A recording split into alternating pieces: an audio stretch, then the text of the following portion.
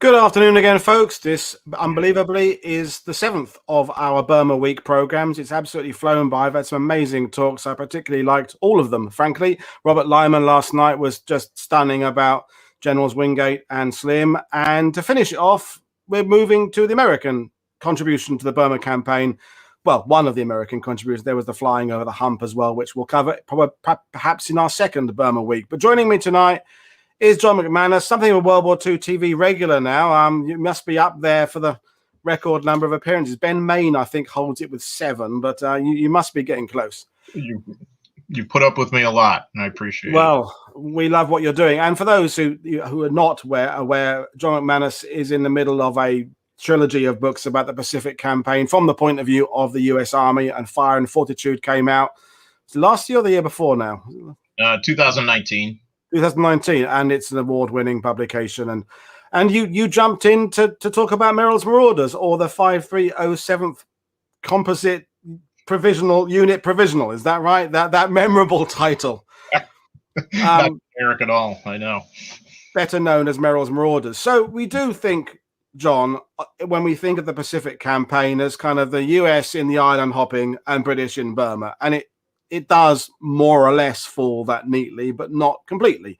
And the Merrills Marauders side of things is all via General Stillwell and the Chinese involvement. So kind of just start us off from scratch for the reasons why the US Army got involved in the Burma campaign.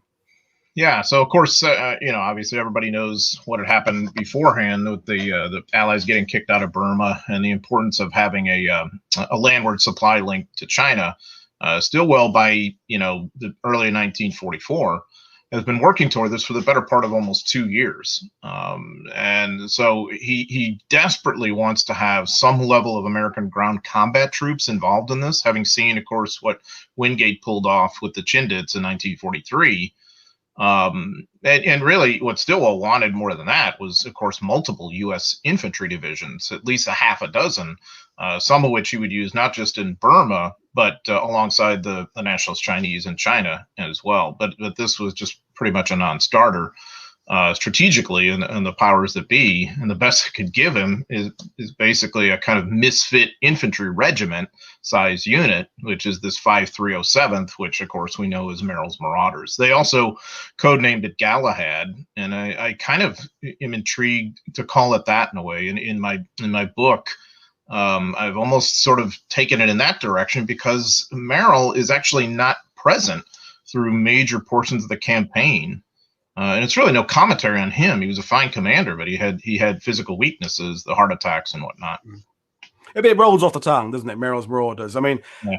And in my prep for this, Galahad was coming. I was on the usarchive.org website looking for footage and whatever. And later on, folks, I'm going to play some silent footage from the Burma campaign. And Galahad comes up a lot in the official documentation with regards to what was going on there. But the Chinese involvement and Stillwell is a little bit complicated, and maybe a bit beyond what we want to talk about in this type of show, because there's that sort of political influence of the theater generally. But the idea of getting an American force in there is good, and I'm glad you acknowledged Wingate, because Robert Lyman yesterday, when kind of pressed, said that Wingate probably and the Chindits didn't quite fulfill what they could have done. The first long cloth was, and the second one was, but they do pave the way for, certainly in other wars to come. We think of the British Army in Borneo and Malaya. This idea of long range penetration, it had become standard, and I would argue, and I'm hoping you'll kind of join in, that the Merrills Marauders kind of take on a bit of the Chindit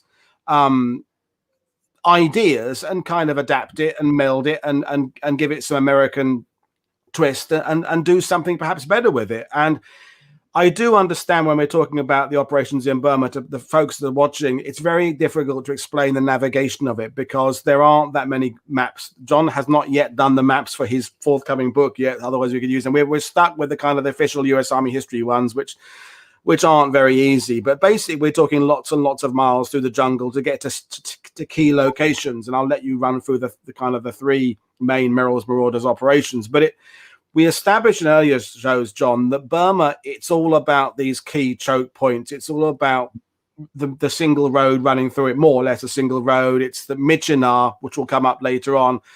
You know, it's not like there aren't clear objectives for an army to come back in. It is all about crossings of rivers, and it's all about limited transport. So when you started studying Merrills Marauders for this, had you preconceived ideas about it in your research now? Are things you're looking at changing your ideas about it?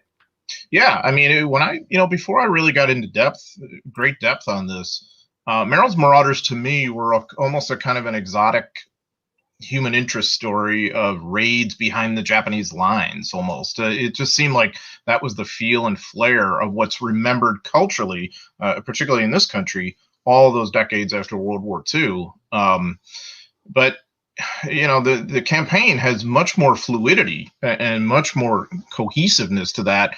And the maps show us a little bit. It's really about wide scale flanking movements behind the Japanese and coordination with the Chinese allies, particularly the Chinese 22nd and 38th divisions, to catch the Japanese in a vice.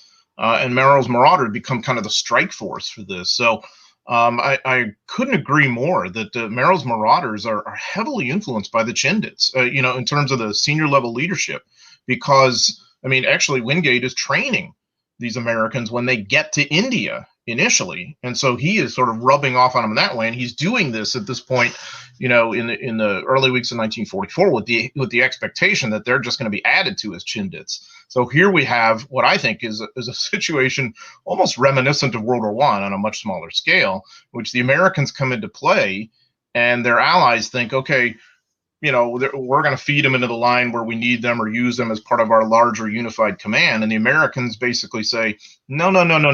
We're going to be on our own, and we're going to basically set the tone and send the orders forward or decide what's going to happen with this. Stillwell is adamant that when these guys come into theater, after he's been lobbying a year and a half, 2 years to get them, that he's going to control them. And so Wingate, basically tell Stillwell he can stick those Americans up his arse, that whole thing. And I don't blame him. I mean, I totally get where he's coming from. I totally get where Stillwell's coming from too, I think.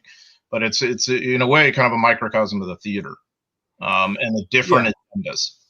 And, we just talked before going live, these huge characters. Wingate is a huge character, Slim, Stillwell, Merrill himself. Merrill reminds me a little bit of Colonel Frederick of the Special Brigade, that kind of not really a combat guy, but a kind of a forward-thinking kind of guy, sort of a little bit odd in the sense that he's maybe not the right kind of person to lead a combat unit, but in a strange way he is, if that isn't a paradox. No, it's dead on, because I think intellectually he is, and obviously he's Stillwell's handpicked guy. He's his protege. They even look alike. It's kind of eerie. Merrill even wears his hair similar to Stillwell. Stillwell is sort of ahead of his time in terms of wearing this high and tight haircut that becomes much more prevalent to later generations, and Merrill's kind of right along there with him. But you'd already seen during the famous march or retreat out of Burma in 1942 that Merrill had some physical issues that really sort of precurse the problems he's going to have later on, because these long-range penetrations operations in this kind of terrain, arguably the world's most forbidding terrain, maybe, are going to take the toll on a 20 or 21-year-old, much less Merrill in his later 30s, and he's just not wired for this. So he's interesting too in the sense that he's kind of a born soldier, because he joined as a private, joins the Army as a private in the 20s. He earns an appointment to West Point. He's a cavalry officer, which you couldn't be more different, branch-wise from what he ends up doing in Burma. Burma's not the place for cavalry, except for obviously pack horses or whatever, but that's not real cavalry. So, Merrill is this sort of mixture. And in that sense, I think he's the exact choice for Stillwell, because Stillwell is at once perfect for the job in China and the worst guy for the job in China. And I think that's part of what makes him so fascinating from an historian's viewpoint of delving into this. Yeah. And so when Merrill comes in, as you said there, to clarify, handpicked by Stillwell for this job, what were his What did he bring to this force? What, because he's got lots of things in that theater for inference. There's what the Indians are doing, West Africans doing. There's a Chindits. There's information about other American special forces around the world. And so, what qualities did he bring, or rather, what qualities did the Merrills Marauders have, having learned perhaps from the lessons of the earlier formations in Burma? Yeah, I think Merrill brings the quality of this sort of incorruptibility and honesty that Stillwell absolutely cherishes. He is excellent at staff work. He has certainly done a lot of operational planning, and I think he is military intellectual enough to have studied Wingate's operations and the Chindits, because Merrill has been in theater this entire time, and he's been looking at this alongside his boss Stillwell, what Wingate's doing. He's been looking at this with a sort of covetous eye, saying, we kind of want to do the same thing. So while he doesn't have real on-the-ground experience until we get to the campaign in 44, he's been studying it about as well as he could. And so Stillwell sees him as really the exact right guy to bridge the command. The other thing too that's in play is that you have a regimental sized unit that's actually supposed to be commanded by a colonel, strictly speaking. So Merrill kind of bridges that gap a little, because they don't want Colonel Hunter, the Merrill's second in command, who ends up being a very important player in the campaign. They really don't want him commanding this. I've just put up on screen. This is the composition for the third mission, and there are three notable ones, and it is a bit of a complicated. I mean, all these, the Chindits, Commandos, Merrills, they don't run the way a normal regiment or normal battalion brigades work. So that you have to accept the fact they're run on different lines, and it's because of the peculiar nature of what they're doing. And this kind of columns idea that I think is the key thing to get across. That is the hangover from the Chindits, is that Wingate seem to realize that if you have multiple columns kind of moving in parallel, close enough together to coordinate, but far enough apart to be in a different area, you're stretching the Japanese, you're stretching where they are. And the Merrills Marauders seem to me to sort of take that idea and go with it and expand on it. If I'm correct in my understanding. Yeah, no, it's quite innovative, because they're looking at the terrain that they're actually going to be dealing with, and they're organizing their units accordingly. They also create intelligence and reconnaissance units within the battalions of handpicked junior officers, handpicked NCOs, and some of what they think of as the cream of their soldiers. And so these guys are going to operate as a kind of a recon force, generally about a half a mile to a mile ahead where the column is. And that matters, because visibility can be so limited, and the Japanese could be anywhere and everywhere. And so, I mean, really, I would argue that the INR units kind of set the tone for everything Merrills Marauders is going to do, once the campaign unfolds. Yeah. So how do you want to handle it, John? Do you want to do each mission one by one? Do you want to focus on number 3? Do you want to talk about them as a connected series of events? It's entirely up to you how you want to do it, John. Maybe let's just progress through it chronologically, and I don't want to get too deep into the weeds for everyone, because there's a kind of sameness to it, I think, so I don't. Yeah, that's why I kind of brought up the question, really, because it is, in principle, they have the same kind of aims, don't they? They kind of do. I'll let you explain what those aims are, because you're the one who's done all the work on it. Yeah. So the aim is, of course, to get to what the Americans called Myitkyina. What I'm given to understand, and I'm no expert on the various cultures of that part of the world, should be pronounced Myitkyina, but the Americans simply called it Myitkyina, so we'll call it that today. And what's important about that town, it is the key transit point that you simply must have if you're going to connect that road. That you've been building in northern Burma. You're going to connect that road eventually into China. And what's confusing about this is that the Burma Road, so to speak, is actually in western China. The Lido Road, or will eventually we settle on the term Stillwell Road, comes from Lido in India and has been snaking through northern Burma. There's another thing I want to mention about that too before we even get to the operation. I mean, of course, U.S. engineers, alongside Indians, alongside some British engineers, alongside other locals, have been building that road throughout much of 1943, and that is a Herculean effort that is beyond belief. And about 2/3 of those U.S. Army engineers were African American, who I don't think have really gotten their due for what a accomplishment this was, to try and basically build this road out of a wilderness in this horrendous circumstances. It's really not as much about Japanese resistance as just the terrain and the weather and the challenges of not having enough automation. And so all of this has happened to even put us in position to have this campaign in the early months of 1944. Plus, there's been two Chinese divisions, primarily American-trained and British-trained Chinese divisions, 22nd and 38th, that are really going to lead the way in this campaign. So they've already been fighting by the time Merrills Marauders come into play. And so Merrills Marauders now, by about the end of January into February, have been through this training under Wingate's auspices. They've been thrown into the wilderness, and Hunter and Merrill take the decision to have them walk, many, many dozens of miles through the partially completed road to their jump off point, and they're exhausted. So they're already ticked off. They're already exhausted. One of the key chroniclers of this campaign was a young lieutenant named Charlton Ogburn, who wrote a really fantastic book called The Marauders. And he talks about how he says, man, I thought I'd be this exhausted on the last day of the campaign, not the first day of the campaign.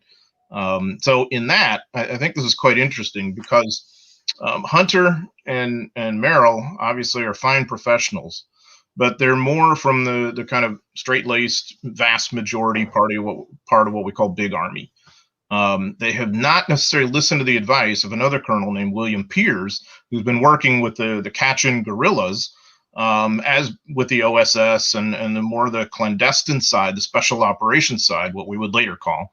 And he's told them, I don't think you should have your guys march to the starting point, because you got a shelf life in the jungle, and there's only so much you can stand before you need rest. And they say, no, we think we need to kind of inure our guys to the environment. And you would do that if you were going into a kind of normal conventional front line with normal conventional, even Normandy style terrain or something. But this is different. And I don't think that Hunter and Merrill, though they're quite bright, they don't appreciate that yet. And you're going to see also, too, the important role that Piers and his guys are going to play throughout this whole campaign as strikers and scouts, and intel gatherers, and just making life in North Burma a nightmare for the Japanese.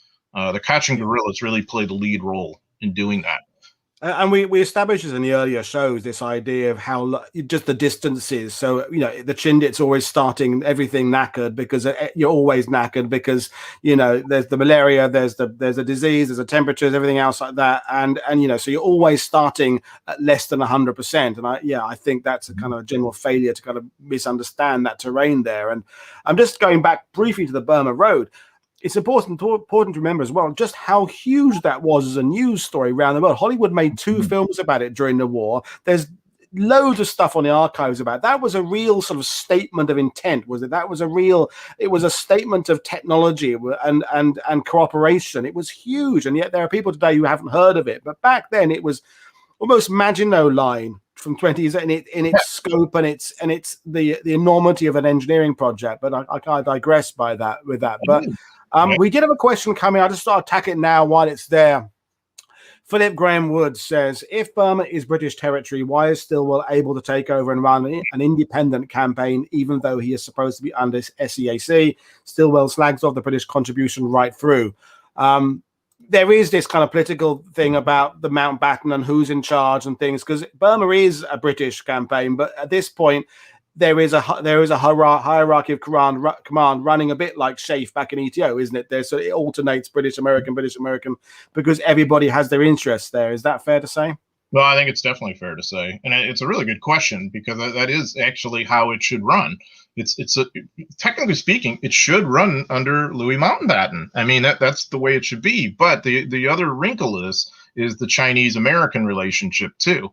And everything it's taken diplomatically to have any Chinese soldiers involved in Burma. Chiang Kai-shek, kind of quite understandably is a little leery of that, because he's dealing with the Japanese in his own country in a major way. And pretty soon, of course, they're going to launch the Ichigo offensive, which is a bit of a game changer in a lot of ways, because it kind of threatens his regime's viability to some extent. And so you might forgive him for wondering why he's going to siphon off combat power, some of his best too, by the way, to fight in Burma, even though it's creating a land lifeline to him. Okay, we get that. So you kind of have that in play, and then you have the American role, which is kind of increasing at this point because of aviation assets and because of more lend-lease going to China, because of Stillwell's influence. So, you know, Stillwell is sometimes taken to task by his critics for being so myopic in insisting on this road being built and this difficult campaign being fought. But, you know, he's ordered to do so by the combined chiefs and then by the joint chiefs. And so this was his mission. And so he's wearing a lot of hats. He's Chiang Kai-shek's chief of staff. He heads up CBI forces. So that's his own kind of theater level command in an American perspective. And then he's got to be a kind of a tactical commander too, to carry out, you know, this campaign in North Burma. So all of this has led to a kind of compromise arrangement where Mountbatten has a lot of other proverbial fish to fry in his theater, and he's decided, let Joe go kind of do his own thing. I've got enough here to supervise Slim and deal with the Chindits and all the other things that Mountbatten has to manage, and not to mention the restive political situation in India too. Yeah, and I think it is fair to say that Stillwell has a lot of people overseeing what he's doing. Meddling possibly is a word, and that came up with Robert Lyman last night. One of Slim's advantages is he's kind of left on his own a bit, you know, to implement what he wants to do. He is his own man in a way that Stillwell perhaps wasn't in that, because he has got this complicated relationship with the chiefs of staff and the Chinese government and what have you. So yeah, Slim does come out of the Burma campaign with an amazing reputation. Stillwell perhaps doesn't, and I'm not just the British American spit either. It's not like the Monty Python thing. A lot of American historians don't particularly praise Stillwell, and yet they also do praise Slim. So it does, you know, the appreciation and not an inappreciation of these two seems to be quite universal. But anyway, we're digressing again. But let's get back to the purpose of attacking Myitkyina and the problems we're getting those men there, and we'll go on from there. And I think I'll just start playing that footage now. So this is just public domain footage, folks. It starts with, you can see Merrill there. And we'll just talk over it and it'll play in the background. But I'll hand over to you again. Yeah. So you know, again, the ultimate goal is to get to Myitkyina and to then, you know, build the road eastward from there. Great. But you're dealing with the entire Imperial Japanese Army's 18th Division that's in that neighborhood, and it's still a pretty powerful force, though the Japanese are running into some serious issues with hunger and disease and all the kind of things, of course, that happen there. They don't have good communication. But then the other thing that's really going to be so important in this campaign is Allied control of the air. So the basic concept is the 32nd and 22nd divisions, 38 and 22nd divisions of the Nationalist Chinese Army are going to be steadily attacking southward. And now they have started to push the 18th Division back. And that's really, I believe, you know, the first kind of major sort of offensive battle that they've been able to push the Japanese back in World War II, certainly in Burma. And so Merrills Marauders, their role in those columns we discussed, now they're going to operate as a kind of strike force through whatever kind of trails and other places we can find as pathways through the jungle to get behind the Japanese 18th Division and operate then as a kind of a vice force to catch them in the middle there. And so the pattern of this campaign is that the Japanese are going to have to react to this and decide, okay, what do we do? Do we deal with the Chinese in front of us, or Merrills Marauders behind us, or both? And so they are constantly kind of giving some ground to the Chinese now. And then they're very potent because they're coming after Merrills Marauders at various times, and they usually outnumber them. They have a little bit more firepower in terms of artillery. They don't have the air power, though, and obviously that's key. And so I see this campaign from a Japanese point of view is kind of similar to Joseph Johnston's campaign in North Georgia against Sherman in the early months of 1864. And you know, and the terrain is a factor in both. But you're like, okay, I'm kind of giving ground, but I'm worried about the strike force that may get behind me here. And then, of course, the kind of lodestone objective you're protecting. For Johnson, it was Atlanta. For the Japanese, it's Myitkyina. So there is this constant tension with giving ground versus hanging on to Myitkyina and foiling the Allies in their strategic purpose. For the Marauders, what this is like is, just similar to what the Chindits had. It's these sort of deep penetration operations in which you're kind of learning as you go. And so the INR people, the catching guerrillas with peers, are really your eyes and ears and happening in dealing with all this. And then, you have these tactical engagements once you butt up against the Japanese, either by accident or where they are reacting to your advances, because they know full well to some extent what's going on. Yeah, and we talked about it with Tony Redding in a week about the Chindits. This is a terrain where action doesn't happen very often. When it does happen, it happens really immediately. It's happening 20 yards away from you. And the stress of these long marches through jungle when you have to be silent. You're right. We were very movingly talking about the fact that the British mules had their vocal cords cut under anesthetic so they wouldn't bray, and that sense of just what is round the next corner. So even the Chindits were using M1 carbines by this point, or earlier, because you don't need anything that fires at long range because everything's going to happen 20 feet away from you. We had Lucy talking to us about the Commandos on Hill 170 up in Arakan, and so the stress levels are just through the roof on this. And actually, I do like the old Sam Fuller Merrills Marauders movie from 1963. It's a bit cheesy in terms of the action, but it does, I think, pretty accurately convey the constant ordeal of just being behind the lines. Yeah, stress is the right word. Physical and emotional and mental, all of it. I mean, the physical stress of operating in that environment, cutting the trail, dealing with the mules, the disease problems that are already setting in. I mean, and these guys have been prepared as much as the Army can in terms of training them and inoculating them and all that. And it's still happening, that you're getting people down with disease or dysentery, losing weight, the sweat and dehydration problems, and the disorientation in the jungle.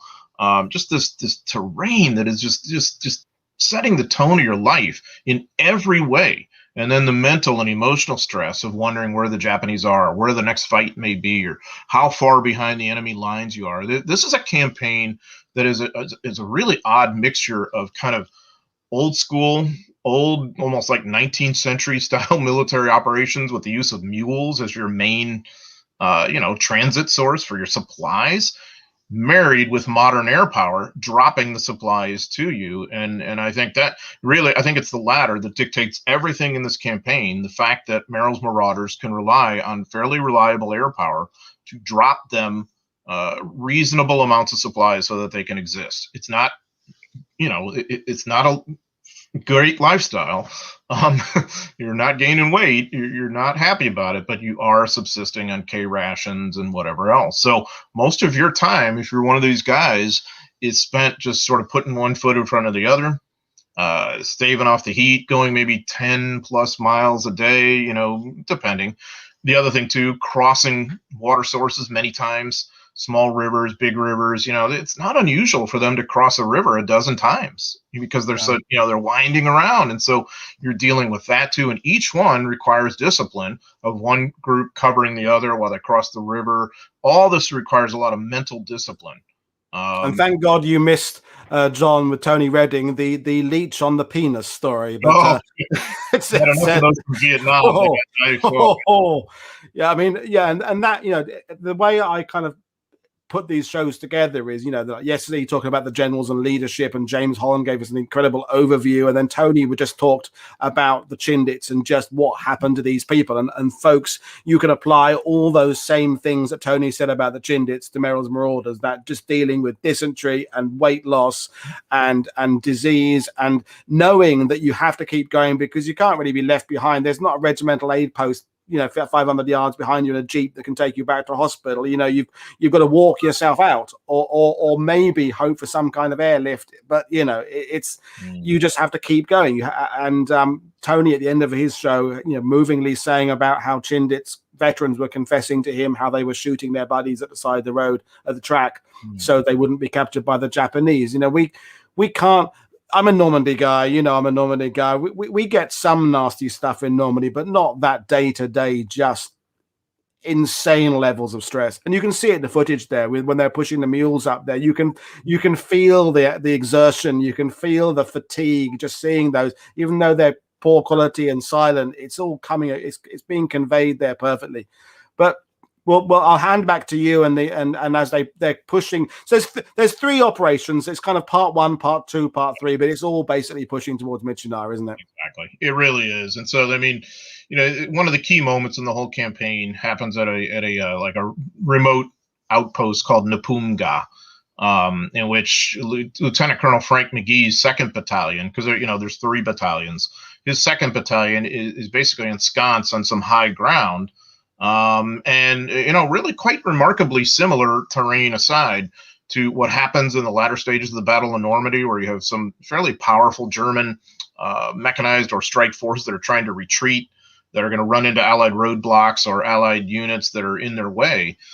Here you see McGee and his people basically set up on what is the best high ground in that area that are in the way of Japanese mobility and Japanese operations, and so the Japanese are having to react again as usual to the Chinese behind them, but deciding we must eliminate McGee's position in order to capture the high ground in this territory and regain the initiative, and basically destroy Merrills Marauders. And so this goes on for the better part of about 2 weeks, as we're into the latter part of March and whatnot. In which these guys are besieged, and the only reason they're really able to survive beyond their own incredible resolve is that you've got transport planes that are coming in, dropping them, ammo, water. They devised ways to drop in water because dehydration was shaping up as a real problem, especially for the wounded. They drop in K rations, C rations, but there's enough that they're also dropping in luxuries too. They're dropping in enormous amounts of cigarettes that have been bought by American Legion posts back in the United States and specially dedicated to American soldiers overseas. They drop in books, some of which were like tech manuals, some of which were in French. So it was like this random assortment of literature. And these guys just kind of hold out. One interesting wrinkle to this battle, their animals took probably the highest casualty rates because, while men could take cover in foxholes and whatever, the mules had to be stationary, and they'd stand there while the Japanese were shelling with their mortars and a little bit of artillery and, of course, small unit attacks or larger attacks. There's a dizzying series of Japanese attempts to overrun the perimeter. The mules could not escape from that. And so many of them are hit, many of them are wounded. And of course, the mules have become, some of them, very good friends to Merrills Marauders. This was very traumatic for a lot of these guys, and not to mention the stench of the perimeter. And so you have the other 2 battalions attempting to fight their way under Hunter's tutelage to McGee and his guys in the 2nd Battalion. So really, I think that is the sort of the biggest crisis point of the sort of transit or movement phase of the push for Myitkyina. Just to jump in, something when you see when they're the defense there and pushing the Japanese, you've been emphasizing this nature of stretching the Japanese and making them fight from different directions. And that, is it also fair to say that we also want the Japanese to kind of commit to their last ditch? Because we know with Lucy, they're talking about the Commandos. Mm-hmm. When the Japanese have no other options left at this point, they kind of resort back to their old style kind of all-out charges, which is terrifying if you're on the receiving end of it. But it actually means they're down to their last card to play at this point for the Japanese, isn't it? So we almost want to push them to that point because they're not going to kind of keep on falling back. They will eventually, like a kind of a cornered animal, they will kind of strike back. And it's, as I said, it's terrifying if it happens to you, but actually we kind of want that to happen because that means we can then eliminate them and move on.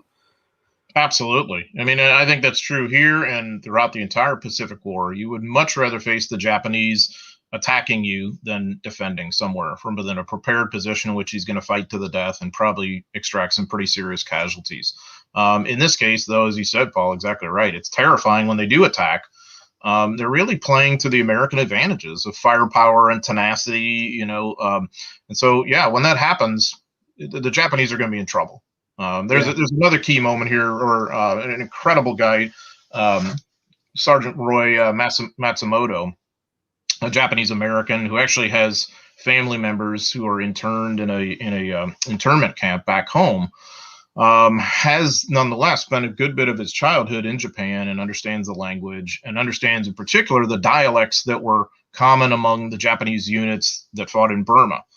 And so he becomes a major intel source in one instance, tapping into their phone lines, and another instances in which he crawls forward and listens to them, overhears them, and then figures out what they're going to be doing. And then he reports to his superiors. And he does this, by the way, without carrying a weapon, without having a helmet on or anything. It took extraordinary courage, but it was a tremendous force multiplier for the Americans. In the case of one attack, Matsumoto figures out what they're going to do, and so the Americans will prepare for this and kind of draw them into a trap and just absolutely decimate, this attack, partially because of Matsumoto's actions.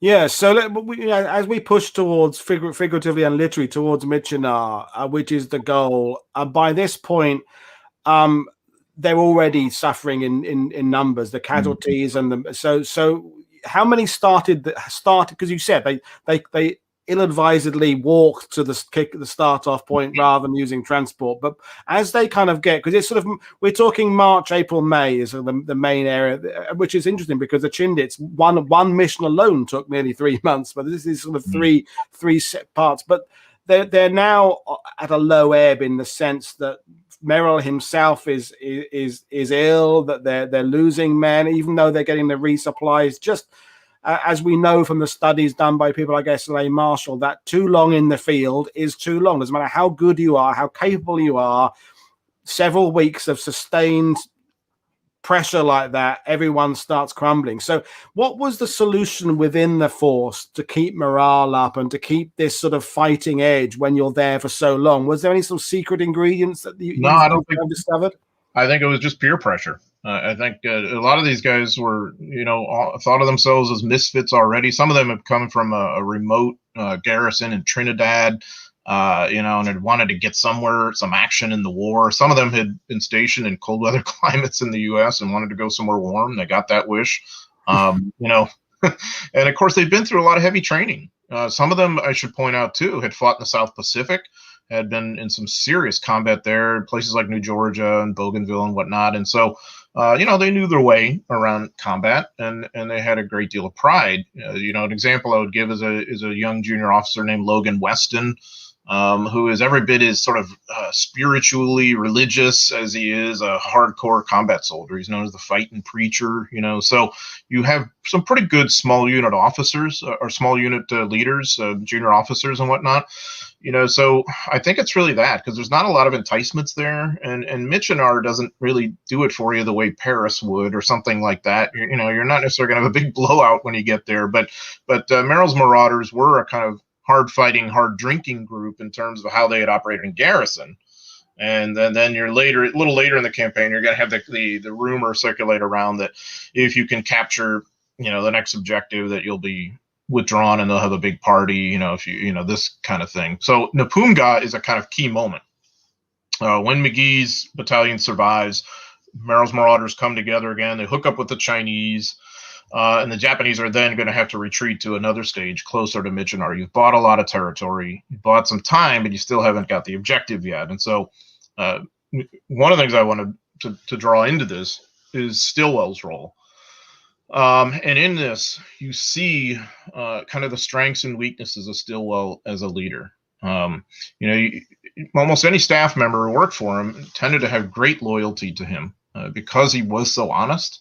And so solicitous of them, but he cared deeply about soldiers and thought of himself as an infantryman, which he was by training.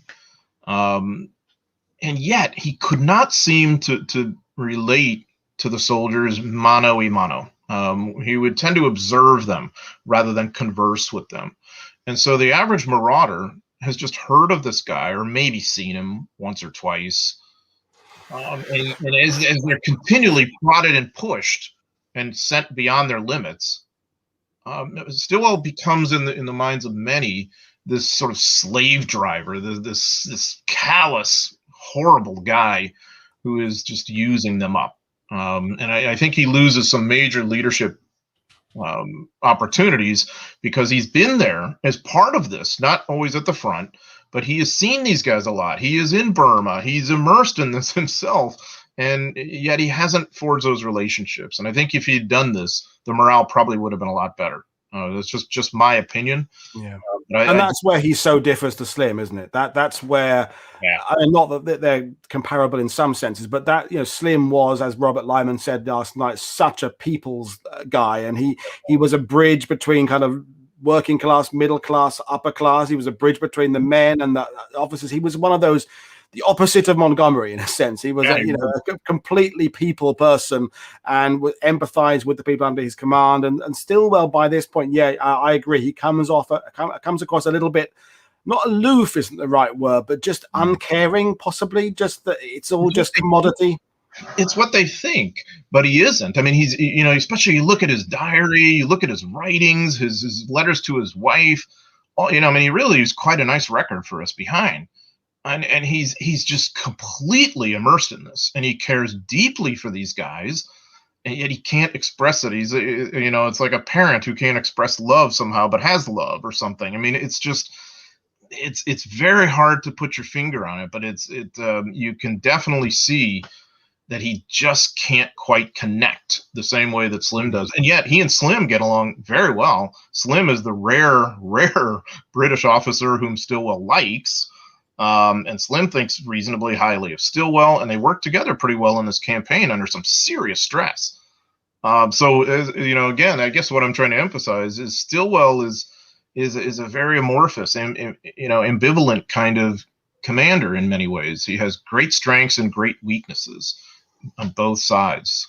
So you're essentially saying possibly that he's been rather maligned in history and perhaps unfairly. He's a bit more nuanced, and that's a theme that's come up a lot this week when it comes up on World War II TV a lot, that we like to go for sensation. People are either bad or terrible, or they're popular or unpopular, and actually the truth is sometimes, quite often, in that middle kind of gray area of nuance. And and Stillwell is kind of not MacArthur, certainly he's not that awful, but he's not Slim. He's somewhere in between, and it's interesting to get your viewpoint on this, because Robert Lyman and James Holland were more on the traditional negative side about Stillwell, which I get.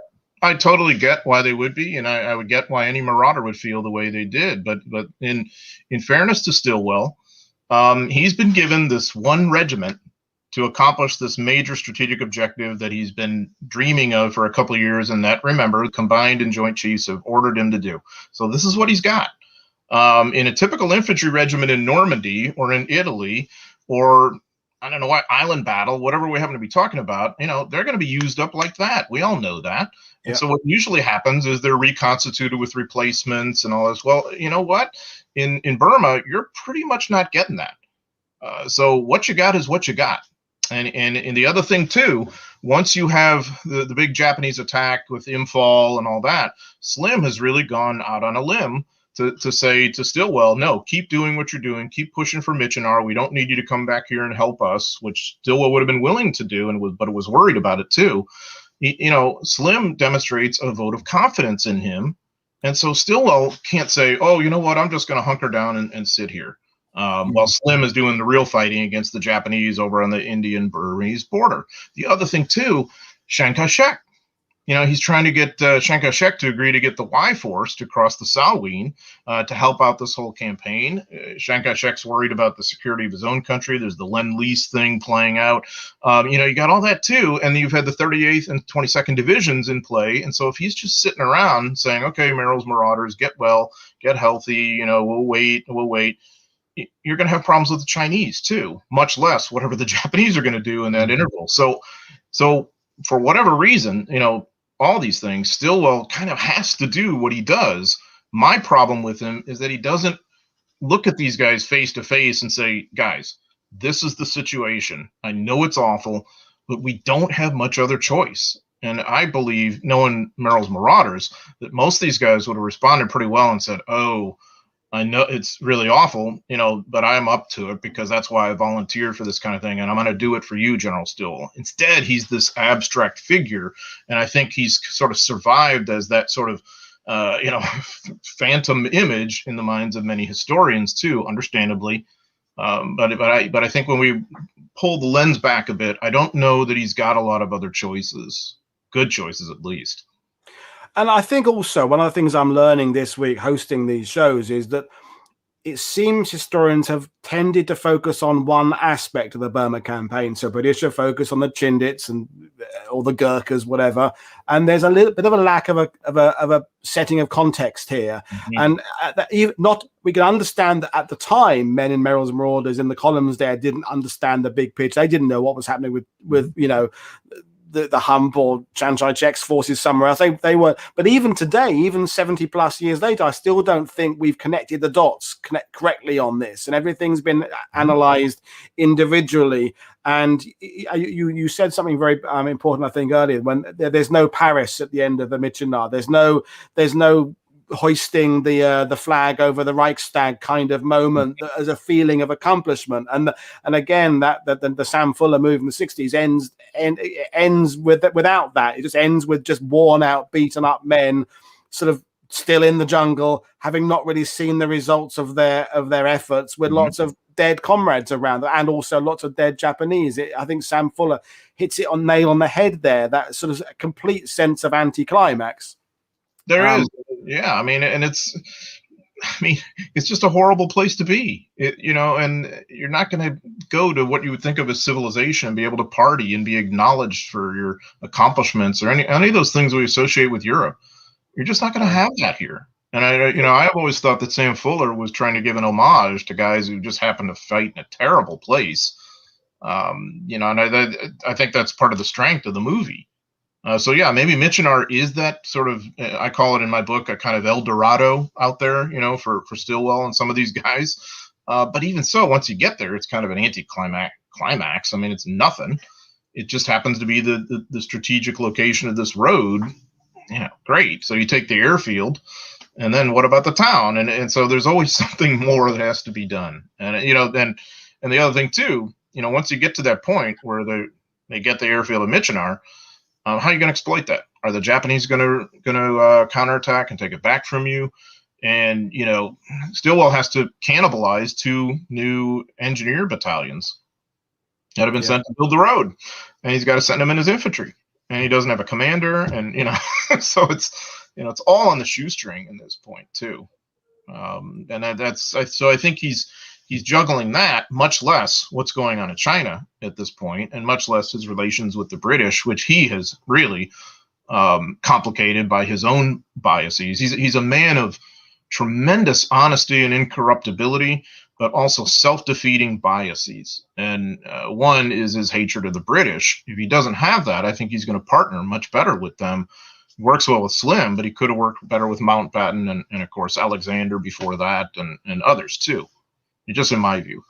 Yeah, and it's not like he's subtly anti-British. He's kind of openly, it's not under his breath stuff. It's openly, just I don't like the bastard. It's really quite blunt. And and one of the key takeaways I took from the discussions with Robert Lyman and James about the 14th Army is it is a completely multinational force. And if you're not good at understanding all these different types of cultures, I mean, the British 14th, well, the international 14th Army, every major religion represented, 20 plus languages, people coming from all over the empire, and you've got to kind of have them all pulling in the same direction, going the same way. And maybe Stillwell didn't quite appreciate that element of the Burma campaign completely. He's kind of pitting people against each other a bit rather than kind of pushing towards the same goal. But I want to bring you back to that kind of climactic battle of Myitkyina, which isn't perhaps the climax we wished it was, but run through what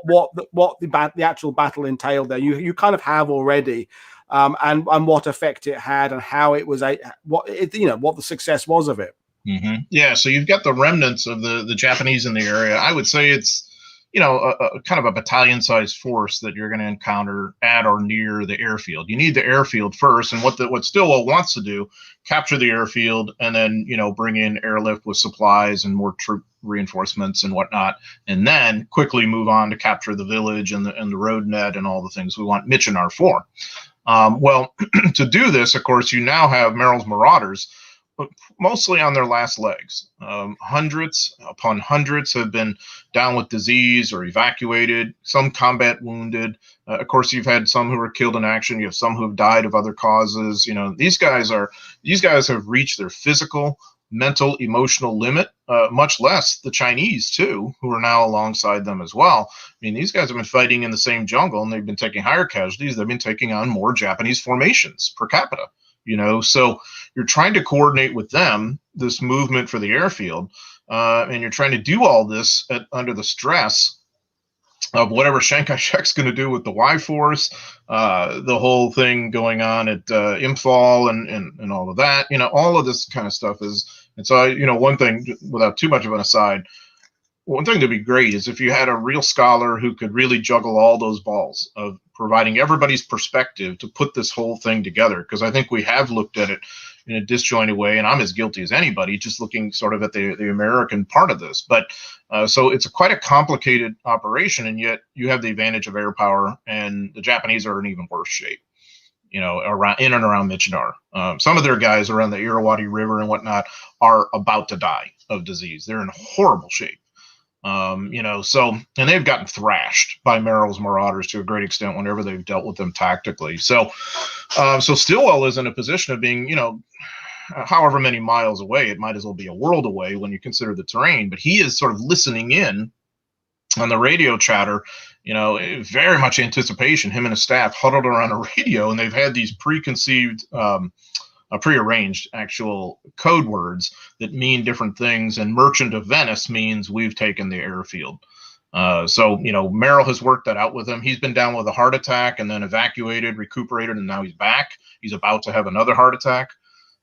So when Stillwell gets the word Merchant of Venice, it's just like the greatest, most ecstatic moment in the war for him. And so the airfield battle itself is very anticlimactic. There's not a lot of resistance.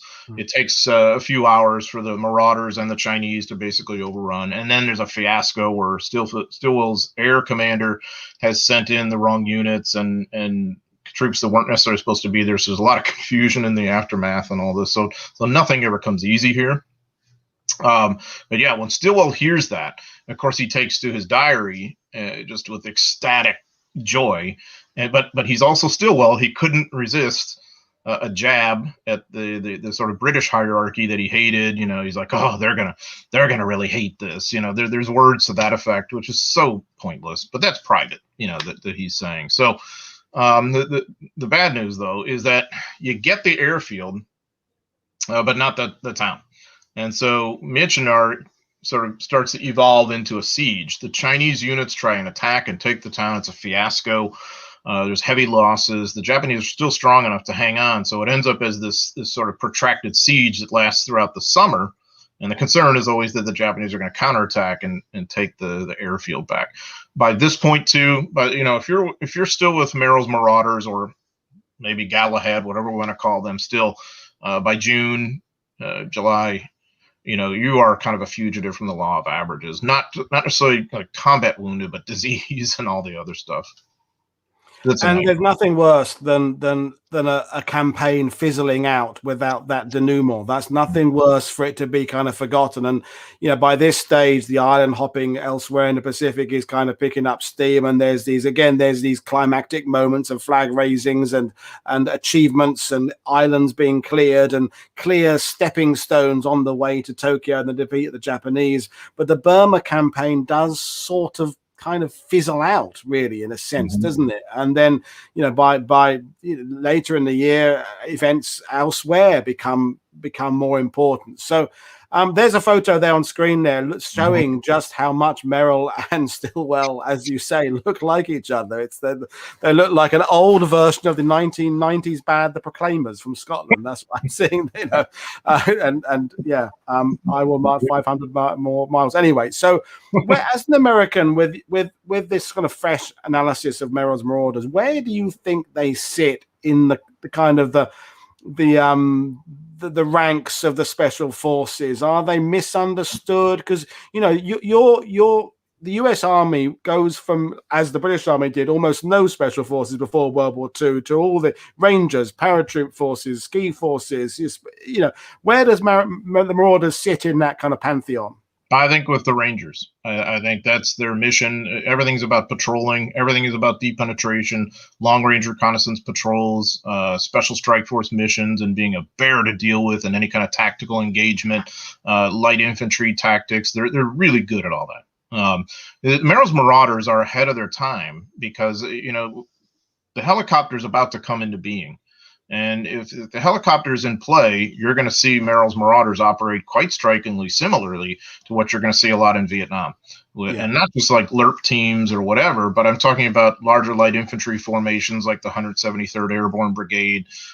You know, they're going to be quite formidable. And the 1st Cavalry Division, too, of course, they're going to be quite formidable in terms of their air maneuverability. And so that's the one thing Merrills Marauders is missing, is that kind of air mobility, yet they have air resupply, which gives them some ground mobility. So I think they're, in terms of like pound for pound tactically, in terms of toughness, I can't think of any other regimental size unit that would exceed them, you know, on those factors. I don't know that anybody had more to deal with, whether Army or Marine or whatever, no matter whether American or not, all over the globe in this war. What these guys had to deal with in terms of conditions and obviously against a very formidable enemy in which you always knew you're fighting to the finish. They're not taking you prisoner. You're probably not taking them prisoner. It's, you know, similar to what you see around the rest of the Pacific War. And here it is in this part too. So, you know, what's interesting about Merrills Marauders is the sort of 2 different iterations of it. You have the original, or old Galahad, as they came to be called, the originals who started out in January and the push for Myitkyina, and then you have the other people who've been cannibalized out of the engineer units, and a few other people mishmash thrown in during the siege of Myitkyina. And so you have new Galahad and old Galahad. You know, and the other thing too, by now almost everybody's collapsed the disease. The doctors are wanting to evacuate these guys, and Stillwell and his staff are trying to negate that. And there are even rumors that some veterans say, I saw this happen, that that staffers took wound tags off guys and sent them back, and you know, all this kind of stuff. And I can't say that didn't happen. I wasn't there, but you know, take their word for it, I suppose. But that's how desperate this had become. So I mean, it's hard to imagine too many other terrible places like that from an American standpoint, outside of maybe the original Philippines campaign, in which you're pretty much down to nothing. And, you know, it's sheer desperation.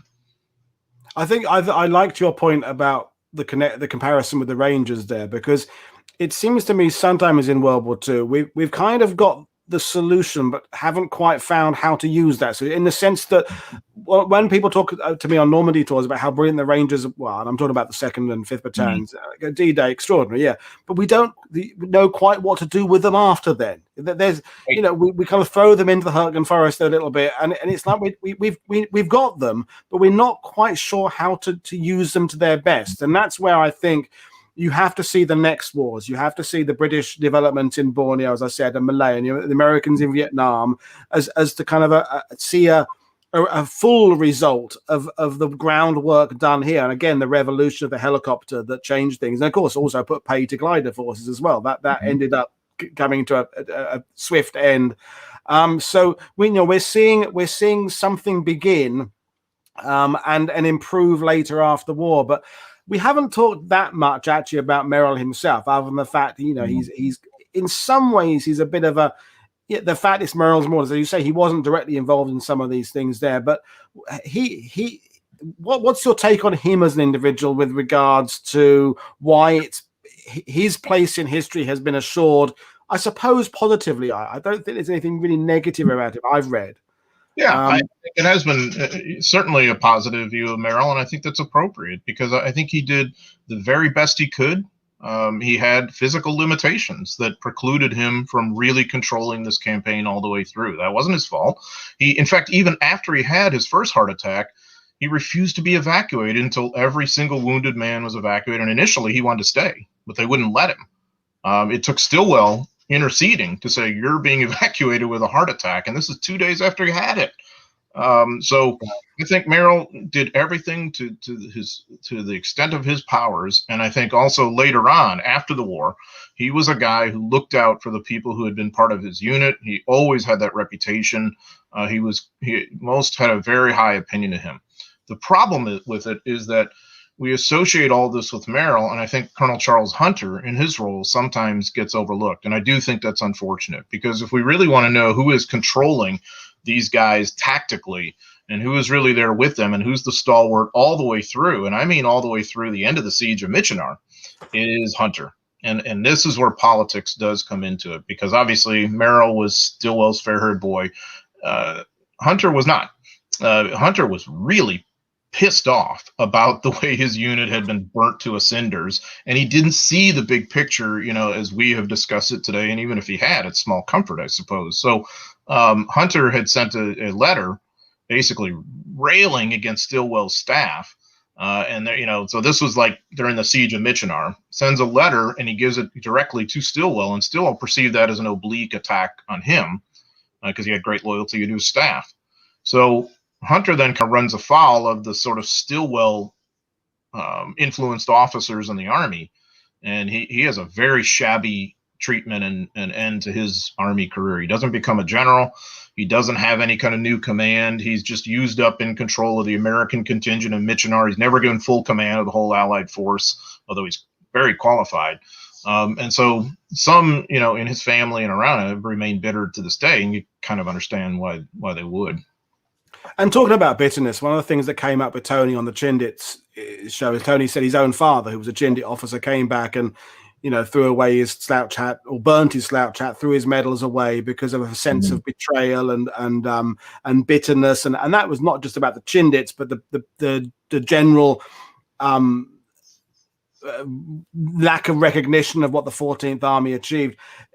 Did the Marauders have that kind of spirit? I mean, obviously, you said they were very close knit that's what kept them going during their operations, is the sense of togetherness, and we will get through this as one, because in those conditions, that's the only way you would possibly succeed is by working as one. And so after the war, did they have in their reunions a sense of outsiders? Absolutely. They have a very cohesive kind of reunion group that remains for a long period of time, and a sense of themselves as very distinct operators, and a little bitterness, the way they were used, the bitterness of how their unit was used up, a bitterness maybe at the kind of overlooking of Burma and the battlefields where they fought in American popular memory. I mean, as we get this far beyond World War II, it's almost as if American popular memory has only room for Normandy, and that means only D-Day, and Iwo Jima, sort of almost. So I think that the Marauders were up against that idea of, wait a minute, there were guys who fought in Burma. I didn't know that, even during their own lifetime. So yeah, there was they already had that sense of being misfits and their own group in relation to outsiders during their time, in Burma and before. And I don't think that really ever quite changed. But I would say that, out of all American troops committed to the Asian continent, they're certainly the best known. And I think a lot of other engineers would sort of, want to have a little bit of public or popular memory for what they did. They're the ones who actually built the road, which was, a bit of a Herculean effort too. And of course, not just, the guys in 43 that I mentioned earlier today, but of course, post Myitkyina, those who complete the road the rest of the way, and then the truckers who are going to drive on it as of March 1945, which is no easy go either. So it's all very unglamorous, really is. Well, and then to finish off, and I spoke to the other guests about it. Obviously, well, not right now, but Myanmar had been kind of opening up. Tourism was possible there up until recent events. And now we are starting to see Indian historians and Gurkha historians and West African and East African historians and Chinese, I guess Chinese historians will start writing their side. So do you think we are hopefully on the verge of a new understanding of the Burma campaign from a wider viewpoint, because it has been very narrow, and it has been, again, like we talked about on our historiography shows about Normandy, very nationalistic. We're British write about the Chindits, Americans write about Merrills Marauders, and I think it would be wonderful if our historians could kind of collaborate. And I think a single volume or series that kind of puts these events in and makes sense of them, and saying, well, as you say, juggling the balls or spinning the plates of this is happening and this, but that would have a very masterful historian who's very, very good at keeping the reader up to date with where you are at all those moments, because there is a lot of complication there. You know, we talk about the Italian game or the Normandy campaign, but the Burma campaign is just very, very complicated. The arrows are going all over the place. You look at 44, 45, it's like, which way are we going? Which way are they going? It's all just, as you say, this putting pressure on from one side to avoid coming from the other side, and it is just very, very complicated. So do you think there will be more from that other side of point of view of the Chinese and the other parts of the other nations? I do, and I hope so. And I hope that impacts then the American perception, because this is, I mean, I can kind of only speak to me and my own work and how I've sort of evolved in this. Really, I think it calls for a re-examination of the Germany first strategy in a lot of ways when we look at it from this viewpoint in the 21st century. And the reason I say that, I mean, Germany first is just sort of kind of an accepted strategy among, I think, most Americans and Britons, of saying, well, that was the obvious way to go. And of course, I'm not saying it wasn't. I'm not necessarily arguing against it, but I am saying that I think perhaps we've overlooked, and I don't just mean Americans and Britons, I mean everybody involved in this incredibly diverse event, the incredible importance, the central importance of China in World War II. Yeah. Certainly in a military sense of tying down major Japanese military resources, yes. But I'm talking about China's future and what is to happen with Chiang Kai-shek. And this is really, in a way, the significance of Stillwell and his failures. He is in a kind of long line of American officers, as we can see it now, who are very good tactically, but not very good strategically in terms of, you know, advancing American interests. And so when Chiang Kai-shek ultimately loses and the Chinese Communist Party comes to power, this is, I think we could argue, the central event in modern history. Certainly, it leads to two American wars on the Asian continent, Korea and Vietnam. It leads to tension to this day. I think it's very, very fair to say it has impact for the entire world. And NATO and the Cold War, but also beyond the Cold War. And so the Burma campaign is a kind of chapter of that story, and a really important one, because the way it plays out, it has a great impact on Chiang Kai-shek and his relations with Stillwell, and how Chiang Kai-shek is going to proceed forward and his strengths and weaknesses, and something we haven't talked much about today, how he's dealing with the Ichigo campaign, which is Japan's largest campaign in World War II in its history up to that point in time, by the way, and really did threaten to collapse Chiang Kai-shek's regime and everything that could mean too. So there's a lot to unpack there. And I think maybe that's why it's been hard for us to wrap our mind around it. But I hate to be too presentist, but I don't think there's any question that China is just a central role in modern history. And so the Burma campaign then, in that sense, I think is more important than maybe we've given it credit for. Yeah, and I think in recent years we have finally accepted how important the Soviet contribution was to Europe, begrudgingly so in some cases, but we have, all right, then they did kill more Germans than we did. And you're so right about China. And I think, the analogy is that, the war may have been over, but all the pieces were still there on the same chessboard, just slightly rearranged. They were going to stay on that chessboard for decades more. A single war ended, but another one began almost before the first one ended, and with all the events in Malaya and Korea as well. So, we will. I think I'm going to do a second Burma week sometime later in the year, because it has really piqued people's interests, and people are realizing how much there is still to learn about it. They're realizing, you know, you can't just dip your toe in the water. You got to go plunge right in. And I'm realizing that I don't know as much as I thought I did, and my preconceived ideas are being challenged. Me too. And yeah, which is good. That's good. It's healthy to do that. So when we do the second Burma show, perhaps we can come back and talk about the China side of things as well, because that, you know, obviously you're going to get, if you're going to tackle the whole of the U.S. Army and the whole of the Pacific, the Chinese are going to come into the story. Absolutely, I would love because it leads to a next chapter between Stillwell and Chiang, which leads to a final showdown and Stillwell's recall, and then Wiedemeyer coming in and everything that means. And so that can then take us into this discussion. Imagine if the American vision for China would have prevailed, of a nationalist, non-communist kind of what Americans think of as democratic, but I don't know if it really would have been, but the bulwark of this kind of new kind of collective security arrangement in Asia, versus what did happen, arguably the most murderous regime in human history, coming to power, and everything that's meant ever since. So these are events of staggering importance. So let's say you'd had Asia first, maybe you have a better outcome there, but then a worse outcome in Europe with Soviet dominance. It's back to ball juggling again, isn't it? You can't, you're paying off Paul to say help Peter. Wherever you are, you're going to limit something else. So, well, this I love it ending a show where we haven't actually finished. It's like we've just opened the door to another whole discussion. But that's the way it goes with history, and that's why I enjoy talking to you so much, John, because that these conversations just your brain goes. So, well, again, thank you very much for joining us, John. It's been a fitting way to end up the Burma week, or first Burma week. So I'll just do my thank you to everybody. So it's that's it. Burma week is over. Thanks to battlemaps.us for sponsoring this week. Nothing tomorrow. I've got a bit of a day off, and then Great Escape Week starts on Monday with a whole series of shows about the real events that happened in Stalag Luft 3, because the escape was the night of March 23rd, 24th, 1944. So we'll be acknowledging that, and then after that we go into sort of actors in World War II week. Then we have Tank Week. Then it's Female Historian Week, and then loads of stuff coming up. So it's going to just keep watching that space. Check the links below for Patreon and how to support us, to Twitter and Facebook. Keep spreading the word about what we're doing here. I do feel we're on the brink of getting bigger audiences finally after 9 months of doing this. This is show 66, I think, so far in 2021. So I'm going to keep bringing you this stuff.